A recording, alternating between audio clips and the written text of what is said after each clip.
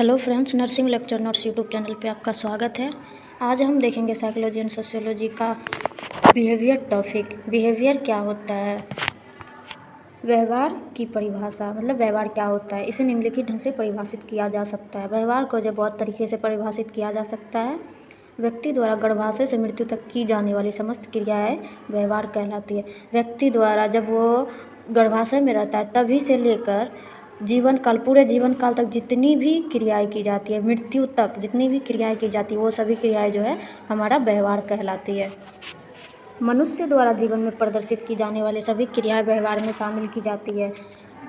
मनुष्य द्वारा जो है, दूसरा डेफिनेशन भी उसी तरह डिफाइन किया गया। देखिए, मनुष्य द्वारा जो जीवन में जितनी भी क्रियाएं की जाती है अपने जीवन काल में, वो सभी क्रियाएं जो है व्यवहार में शामिल की जाती है। अगला हमारा व्यक्ति द्वारा वातावरण में उपस्थित उद्दीपकों के प्रति प्रतिक्रिया व्यवहार कहलाती है।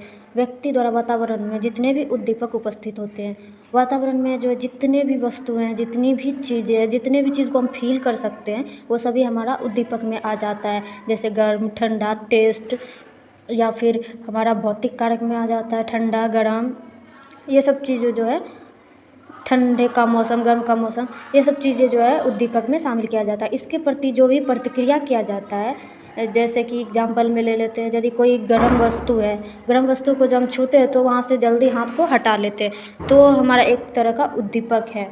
उद्दीपकों के प्रति प्रतिक्रिया, हम उसके प्रति क्या व्यवहार किए, वो हमारा व्यवहार कहलाती है। इसका डेफिनेशन, व्यक्ति द्वारा वातावरण में उपस्थित उद्दीपक के प्रति जो भी व्यवहार किया जाता है, जो भी प्रतिक्रिया की जाती है, वो हमारा व्यवहार कहलाती है। अगला हमारा व्यवहार की विशेषता। व्यवहार की क्या विशेषता है, व्यवहार के क्या कैरेक्टर होते हैं। इसमें शारीरिक, मानसिक एवं भावनात्मक क्रियाएं शामिल होती है। इसमें शारीरिक जो है, मानसिक, भावनात्मक सभी क्रियाएं शामिल होती है। हम जो कुछ व्यवहार जो शारीरिक तरीके से करते हैं, कुछ व्यवहार जो हम मानसिक रूप से भी करते हैं, और कुछ भावनात्मक रूप से जो भी क्रियाएं करते हैं, वो व्यवहार में शामिल की जाती है। व्यवहार सिर्फ हम कोई काम करके ही नहीं कर सकते, व्यवहार हमारा मानसिक भी होता है, भावनात्मक भी होता है, ये सभी जो है व्यवहार में शामिल की जाती है। यह जीवन का जैविक आधार होता है। व्यवहार जो है जीवन का जैविक आधार होता है। व्यक्ति जितना भी इस दुनिया में जो व्यक्ति, वस्तु, जानवर होता है, सभी कुछ न कुछ बिहेवियर करते हैं, तो यह जीवन का जैविक आधार होता है। इसे उद्दीपकों के प्रतिक्रिया के फलस्वरूप प्रदर्शित किया जाता है। आगे हमने डेफिनेशन देखा था, व्यक्ति के द्वारा वातावरण में उपस्थित उद्दीपक के प्रति जो भी प्रतिक्रिया की जाती है, तो यहाँ ये डेफिनेशन है, यहाँ इसका कैरेक्टर में है, इसे उद्दीपकों के प्रति प्रतिक्रिया के फलस्वरूप प्रदर्शित किया जाता है। जब तक कोई उद्दीपक नहीं होगा तब तक हम कोई जो है व्यवहार नहीं कर सकते हैं। उद्दीपक में मैंने बताया था, वातावरण में जितने भी वस्तुएं, जितने भी चीज़ें मौजूद है, वो भौतिक कारक हो गया, रासायनिक कारक हो गया, पर्यावरणीय कारक हो गया, इसमें जितनी भी वस्तुएं, चीज़ें जो भी शामिल होती है, वो सभी जो है उद्दीपक में आती है। तो जब तक कोई उद्दीपक मौजूद नहीं होगा तब तक जो है व्यक्ति कोई व्यवहार नहीं कर सकता है। तो यहाँ कहा जाता है, इसे उद्दीपकों के प्रतिक्रिया के फलस्वरूप प्रदर्शित किया जाता है। यह परिवर्तनशील होता है। व्यवहार जो है परिवर्तनशील होता है। व्यवहार को हम परिवर्तित भी कर सकते हैं, चेंज भी कर सकते हैं। अगला हमारा, ये एक समान परिस्थितियों में दो अलग अलग व्यक्ति के द्वारा अलग अलग व्यवहार प्रदर्शित किया जा सकता है। एक समान परिस्थिति में, मान लीजिए एक समान परिस्थिति है, कहीं एक्सीडेंट हो गया, कोई दुर्घटना हो गया, तो दो अलग अलग व्यक्ति का जो व्यवहार उसके प्रति अलग अलग होगा। कोई व्यक्ति, अलग व्यक्ति जो है कुछ और बात बोलेगा, दूसरा व्यक्ति उसके बारे में कुछ और सोचेगा, दूसरा व्यक्ति उसके बारे में कुछ और सोचेगा। कोई सहानुभूति दिखाएगा तो कोई उसे जो है डांट लगाएगा, फटकार लगाएगा, चलाना नहीं आता है गाड़ी। ये सब चीज़ें जो है अलग अलग व्यक्ति के द्वारा अलग अलग व्यवहार प्रदर्शित किया जाता है एक समान परिस्थिति में, क्योंकि अलग अलग व्यक्तियों का सोच जो है अलग अलग तरह का होता है। कुछ व्यक्ति उस घटना के बारे में दो बातें बोलेगा सहानुभूति के लिए, तो कुछ बातें बोलेगा जो उसके विरोध में हो, जो उसके खिलाफ में हो। अगला है हमारा टाइप्स ऑफ बिहेवियर। मैंने कैरेक्टर्स ऑफ बिहेवियर बताया। कैरेक्टर, बिहेवियर का क्या कैरेक्टर है, इसमें जो शारीरिक एवं मानसिक, भावनात्मक तीनों प्रकार की जो क्रियाएं शामिल होती है। व्यवहार जो है जीवन का जैविक आधार होता है। यह उद्दीपक के प्रतिक्रिया के फलस्वरूप ही प्रदर्शित किया जाता है। यह परिवर्तनशील होता है। एक समान परिस्थिति में दो अलग अलग व्यक्ति के द्वारा अलग अलग व्यवहार प्रदर्शित किया जा सकता है। अब हम देखेंगे टाइप्स ऑफ बिहेवियर। बिहेवियर कितने प्रकार का होता है, व्यवहार का प्रकार। सामान्यतः व्यवहार को 2 प्रकार से वर्गीकृत किया जाता है, स्वस्थ व्यवहार, रुग्ण व्यवहार। रुग्ण व्यवहार को जो है अस्वस्थ व्यवहार भी कहा जाता है। हेल्दी बिहेवियर, अनहेल्दी बिहेवियर, स्वस्थ व्यवहार, अस्वस्थ व्यवहार। स्वस्थ बिहेवियर, हेल्थी बिहेवियर। स्वस्थ व्यवहार के कारण व्यक्ति का स्वास्थ्य शारीरिक एवं मानसिक रूप से उन्नयन होकर व्यक्ति को स्वस्थ बनाए रखता है। स्वस्थ व्यवहार जो है व्यक्ति को स्वास्थ्य शारीरिक एवं मानसिक रूप से उन्नयन होकर व्यक्ति को स्वस्थ बनाए रखता है। जो भी व्यक्ति का स्वस्थ व्यवहार होता है, स्वस्थ आदतें होती है, वो व्यक्ति को शारीरिक एवं मानसिक रूप से जो है स्वस्थ बनाए रखता है। इसका मतलब ये होता है कि जो भी व्यक्ति का स्वास्थ्य बिहेवियर होता है, अच्छा बिहेवियर होता है, वो व्यक्ति को शारीरिक एवं मानसिक रूप से स्वस्थ बनाकर रखता है। इसकी निम्नलिखित विशेषताएं होती है। स्वस्थ व्यवहार का जो है क्या क्या विशेषता होता है? नियमित एवं संतुलित आहार। जब व्यक्ति जो है नियमित एवं संतुलित आहार लेगा, नियमित रेगुलर जब व्यक्ति आहार लेगा, संतुलित आहार लेगा, सभी तरह का जो है भोजन ग्रहण करेगा, वो स्वस्थ रहेगा, तभी जो है उसका स्वस्थ व्यवहार हो सकता है। नियमित दिनचर्या, रात में जल्दी सोना एवं सुबह में जगना। नियमित दिनचर्या, उसका दिनचर्या जो है अच्छा होना चाहिए, उसका रेगुलर लाइफ जो है अच्छा होना चाहिए। रात में, इसके लिए जो व्यक्ति को रात में जल्दी सोना पड़ेगा, जैसे कि आप 10-11 बजे तक में सो जाइए, सुबह 5 बजे तक जग जाइए। इससे जो है आपका स्वास्थ्य अच्छा भी रहेगा और आपके बॉडी में जो है फुर्ती बनी रहेगी। नियमित व्यायाम करना, रेगुलर एक्सरसाइज करना। व्यक्ति को जो है हर रोज़ एक्सरसाइज करना चाहिए। इससे व्यक्ति का जो है हेल्थ अच्छा रहेगा और उसके साथ साथ उसका बिहेवियर भी अच्छा रहेगा। सकारात्मक सोच, व्यक्ति का पॉजिटिव सोच रखना। जब आप पॉजिटिव सोच रखते हैं खुद के लिए भी और दूसरे के लिए भी, तो उससे आपका बिहेवियर अच्छा होता है। बुरी आदतों एवं वातावरण से अलग रहना। बुरी आदतों, जो भी गंदी आदतें, खराब आदतें हैं, और उससे अलग रहना तथा वातावरण से अलग रहना। मैत्रीपूर्ण संबंध बनाकर रखना, मतलब अच्छा दोस्ती बनाकर रखना। मैत्रीपूर्ण संबंध बनाकर रखना, सबके साथ अच्छा बिहेवियर करना। स्वच्छ रहना, खुद का साफ़ सुथरा रहना, अपने आसपास के जगह को साफ़ सुथरा रखना। हम जहाँ भी रह रहे हैं वहाँ का साफ़ सुथरा वातावरण होना चाहिए, तभी जो हमारा बिहेवियर भी स्वस्थ रहेगा, हमारा हेल्थ भी अच्छा रहेगा, हमारा सोच भी पॉजिटिव रहेगा।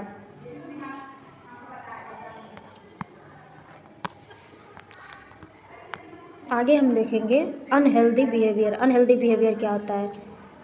बिहेवियर जो है 2 तरह का मैंने बताया था, एक स्वस्थ बिहेवियर और अस्वस्थ बिहेवियर। स्वस्थ बिहेवियर का जो है क्या कैरेक्टर होता है, क्या विशेषता होता है, वो मैंने अभी पढ़ाया। आगे देखेंगे हम अस्वस्थ बिहेवियर के क्या लक्षण होते हैं। और नियमित दिनचर्या, जो भी हम स्वस्थ व्यवहार में करते हैं उसका जस्ट जो है उल्टा हम अस्वस्थ व्यवहार में करते हैं। जैसे कि अनियमित दिनचर्या, अनियमित मतलब उसका लाइफ जो है उसका रेगुलर नहीं है, कुछ मतलब उसका कोई रूटीन ही नहीं है, किसी भी काम को वो किसी भी टाइम में कर लेता है, उसका कोई रूटीन नहीं है, अनियमित है, दिनचर्या उसका खराब है। अनियमित एवं असंतुलित भोजन, टाइम से भोजन नहीं करना, असंतुलित भोजन करना। जैसे कि कोई भी व्यक्ति को जो एक दिन में कम से कम 3 बार खाना ज़रूरी होता है। जो अस्वस्थ व्यवहार करने वाले व्यक्ति होते हैं वो जो है उसका टाइम रेगुलर नहीं होता है, अनियमित होता है। आगे हमारा नकारात्मक सोच, यदि हम खुद स्वस्थ नहीं रहेंगे, खुद जो है संतुलित भोजन नहीं करेंगे, तो हमारा जो है सोच नेगेटिव होगा, हमारा सोच पॉजिटिव नहीं हो पाएगा, हमारा बिहेवियर अच्छा नहीं हो पाएगा। आरामपूर्ण जीवन, व्यायाम से दूर भागना। अस्वस्थ व्यवहार करने वाले व्यक्ति को देखेंगे उसे आरामपूर्ण जीवन बहुत अच्छा लगता है, बहुत ज़्यादा, और वो एक्सरसाइज से दूर भागता है, एक्सरसाइज नहीं करना चाहता है, ज़्यादा काम वो करना ही नहीं चाहता, बस आरामपूर्ण जीवन जीना चाहता है। नशा सेवन, जो भी ड्रिंक लेना मतलब नशा सेवन। बुरी संगति एवं प्रदूषित वातावरण में रहना, ऐसे व्यक्ति जो है बुरी संगति में ही रहेंगे। प्रदूषित वातावरण में रहना, वो प्रदूषित वातावरण में, खराब वातावरण में रहेंगे, उसे कोई मतलब नहीं रहता है कि हमारे आसपास में क्या है, हमारा वातावरण कैसा है, हमें क्या बोलना चाहिए, क्या सोचना चाहिए, वो कुछ भी नहीं सोच सकता, क्योंकि उसका बुरी संगति है, वो खुद अच्छे वातावरण में नहीं रह सकता, तो उसका सोच भी अच्छा नहीं हो सकता है। अस्वस्थ यौन संबंध, उसका सोच ही जब नेगेटिव रहेगा तो अस्वस्थ यौन संबंध तो होना ज़रूरी है। पारिवारिक संबंधों में बिखराव, ऐसे व्यक्ति का जो है पारिवारिक संबंधों में बिखराव होता है, पारिवारिक विघटन होता है, परिवार को जो अच्छे तरीके से नहीं चला सकता है। सामाजिक कार्यों में अरुचि, सामाजिक कार्य, समाज में जो भी कार्य होते हैं उसमें जो है वो रुचि नहीं लेगा, वो अपनी दुनिया में मगन रहता है। बुरी संगति में, अस्वस्थ यौन संबंध में, पारिवारिक विघटन के कारण उसका सोच जो है बिल्कुल खराब रहेगा, नेगेटिव रहेगा। सामाजिक कार्य में वो रुचि नहीं लेगा और रुचि रहेगा उसका सामाजिक कार्य में। तो मैंने बताया अनहेल्दी बिहेवियर के क्या लक्षण होते हैं। अनियमित दिनचर्या, अनियमित एवं असंतुलित भोजन, नकारात्मक सोच, आरामपूर्ण जीवन, एक्सरसाइज से दूर भागना, नशा सेवन, बुरी संगति एवं प्रदूषित वातावरण में रहना, अस्वस्थ यौन संबंध, पारिवारिक संबंधों में बिखराव, सामाजिक कार्यों में अरुचि। आगे हमारा सामान्य और असामान्य व्यवहार। हमने फर्स्ट में देखा था सामान्य स्वास्थ्य और असामान्य स्वास्थ्य। दूसरा है हमारा सामान्य और असामान्य व्यवहार, मतलब नॉर्मल एंड एबनॉर्मल बिहेवियर क्या होता है। सामान्य व्यवहार व्यक्ति के तीनों संज्ञानात्मक, गत्यात्मक और भावनात्मक आयामों के मध्य संतुलन की अवस्था को सामान्य व्यवहार कहा जाता है। व्यवहार के तीनों, व्यवहार के क्या क्या आयाम है। संज्ञानात्मक में हमारा होता है ज्ञान प्राप्त करना, किसी चीज़ को सीखने की इच्छा प्रकट करना, किसी चीज़ को याद रखना, सीखने की इच्छा प्रकट करना, किसी भी तरह की समस्या को समझने की कोशिश करना, ज्ञान प्राप्त करना, ये सभी हमारा जो है संज्ञानात्मक में आ जाता है।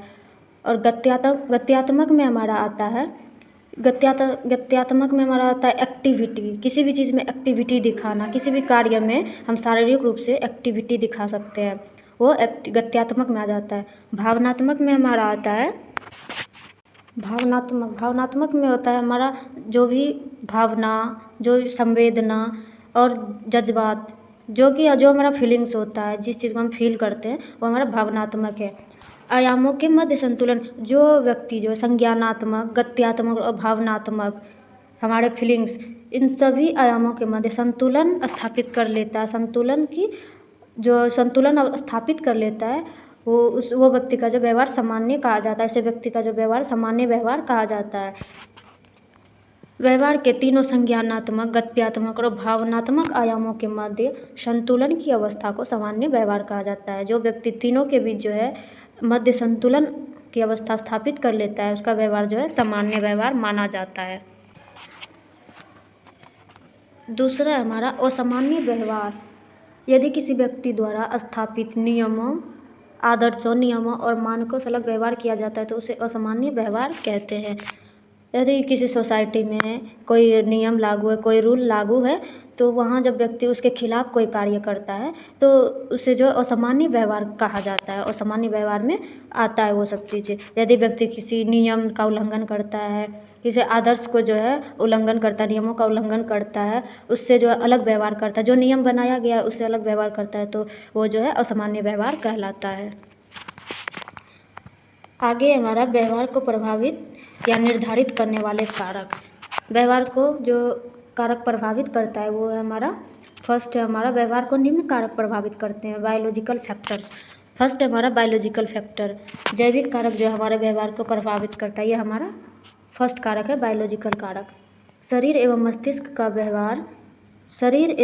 व्यवहार के साथ गहरा संबंध होता है। व्यक्ति के शारीरिक एवं मानसिक क्रियाओं में परिवर्तन होने पर उसके व्यवहार में भी परिवर्तन होता है। जैसे बीमार होने पर व्यक्ति का व्यवहार चिड़चिड़ा हो जाता है। हमारा जो बॉडी है वो हमारे ब्रेन के साथ जो है गहरा संबंध होता है हमारा बॉडी का, क्योंकि हमारा ब्रेन जो भी मैसेज भेजता है हमारे बॉडी को, वो हमारा बॉडी करता है, क्योंकि हमारा बॉडी जो है ब्रेन के कंट्रोल में रहता है। इसलिए कहा जाता है व्यक्ति के शारीरिक एवं मानसिक क्रियाओं में परिवर्तन होने पर, जो भी व्यक्ति शारीरिक रूप से क्रिया करता है, मानसिक रूप से जो भी क्रिया करता है, यदि दोनों में परिवर्तन हो जाए तो उसके व्यवहार में भी परिवर्तन हो जाता है। अब देखेंगे जब भी कोई व्यक्ति बीमार होता है तो वो शारीरिक रूप से जब बीमार होता है तो वो मानसिक रूप से भी जो है थोड़ा सा उसका सोच बदल जाता है। बीमार व्यक्ति का बीमार होने पर व्यक्ति का व्यवहार चिड़चिड़ा हो जाता है। यदि वो व्यक्ति मान लीजिए कि कोई व्यक्ति शारीरिक रूप से बीमार है, शारीरिक रूप में हमारा आ जाएगा किसी भी तरह का एक्सीडेंट। यदि व्यक्ति किसी भी तरह का एक्सीडेंट हुआ हो तो व्यक्ति जो है धीरे धीरे मानसिक रूप से भी बीमार होने लगता है। आनुवांशिक कारक, जेनेटिक फैक्टर में हमारा आता है व्यवहार एवं व्यक्तित्व निर्धारण में जीन्स की महत्वपूर्ण भूमिका होती है। हमारे व्यवहार को निर्धारित करने में, हमारे व्यक्तित्व का मतलब पर्सनालिटी, हमारे बिहेवियर और पर्सनालिटी को निर्धारण करने में जो जीन्स की महत्वपूर्ण भूमिका होती है। जीन्स क्या होते हैं? जीन हमारे जो होते हैं, हमारे माता पिता से जो है संतान में स्थानांतरित होते हैं। इसका मतलब है जो भी आपके माता पिता का जो भी लक्षण है वो जो है 99% उसके बच्चों में आता है। और ये लक्षण को जो है हमारे अंदर जीन ही लेकर आते हैं, जो DNA का एक फंक्शनल यूनिट होता है जीन। इसलिए यह देखा जाता है कि किन्हीं दो जुड़वा संतानों में जितना ज़्यादा समान आनुवंशिक पदार्थ उपस्थित रहते हैं वो उतने ही अधिक समान व्यवहार करते हैं। ऐसा देखा जाता है कि इन्हीं दो जुड़वा संतान में जितना अधिक जो आनुवंशिक पदार्थ, जो जेनेटिक मटेरियल जितना समान मात्रा में उपस्थित रहते हैं वो उतना ही अधिक समान व्यवहार करते हैं।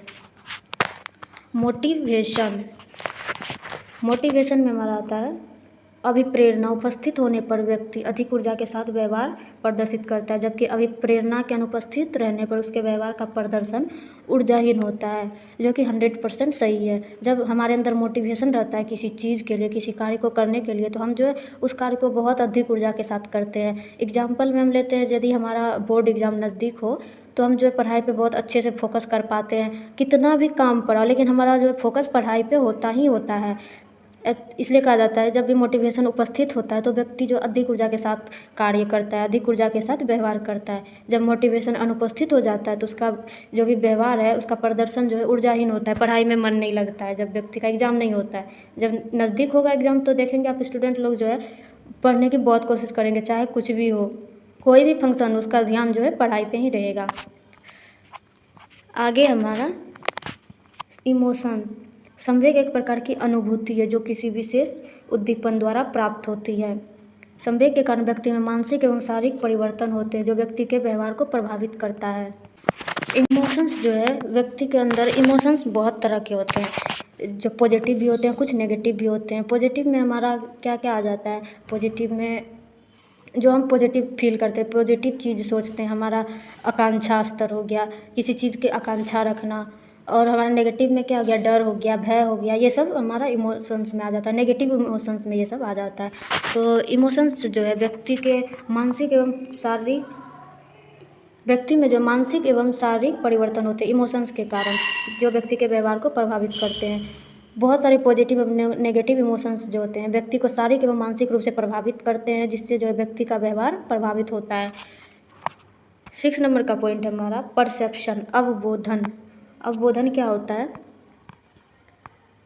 यह एक ऐसी प्रक्रिया है जिसके द्वारा जीव को अपने आंतरिक अंगों और वातावरण के बारे में सूचना प्राप्त होती है।